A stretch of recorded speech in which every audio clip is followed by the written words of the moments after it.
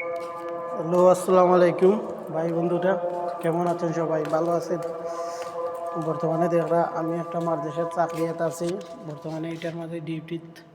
এই মাদ্রাসা অনেক বড় মাদ্রাসা। আমরা দুইজন মিলে এই মাদ্রাসায় ডিউটি করি। আমার লগেও তো আরেকজন আছেন ভাই, কিন্তু আমি অন্য সাথে দুইজনই, ও আমার লগে আরেকজন। আমরা দুইজন মিলে এক মাদ্রাসার মাঝে ডিউটি করি। এটা বাক্কা বড় মাদ্রাসা, 3 তলা, 17টা ক্লাসরুম আছে মাদ্রাসার মাঝে, আবার 18টা বাথরুম। আমরা দুইজন মিলে মাদ্রাসা রাখছি। সবাই দোয়া করবা। এবং প্রবাসী, অনেক প্রবাসী আছে কষ্টে, তোমরা সবাই আমাদের সাপোর্ট করবা। এবং অনেক প্রবাসী আছে, তাদেরকে সাপোর্ট করবা।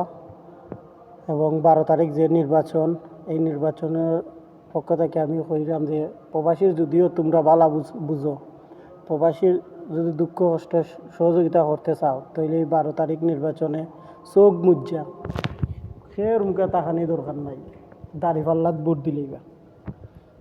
কারণ এটা লাগিয়ে কইলাম সব প্রবাসী সাপোর্ট করতেছে দাড়িপাল্লা। কারণ যদিও দাড়িপাল্লা যায়, অনেক প্রবাসীর দুঃখ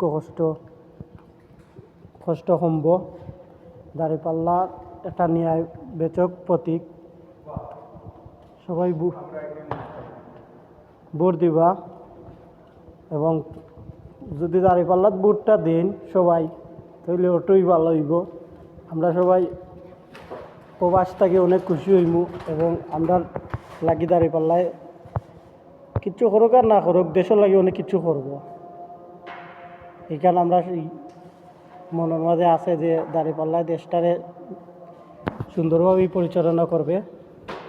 সবাই দোয়া করবা। এবং 12 তারিখ না চাইয়া, কোনো মুখে না চাইয়া দাঁড়িপাল্লাত ভোট দিবা।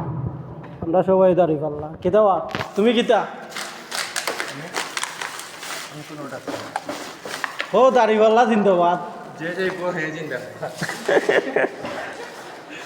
সবাই দাঁড়িপাল্লাত, আমরা ব্যালট ভোট দিছি সবে দাঁড়িপাল্লাত।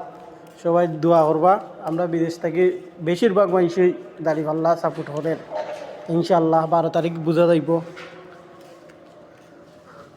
আর আমরা বেশি বেশি সাপোর্ট করবা। আসসালামু আলাইকুম, সবাই ভালো থাকুন।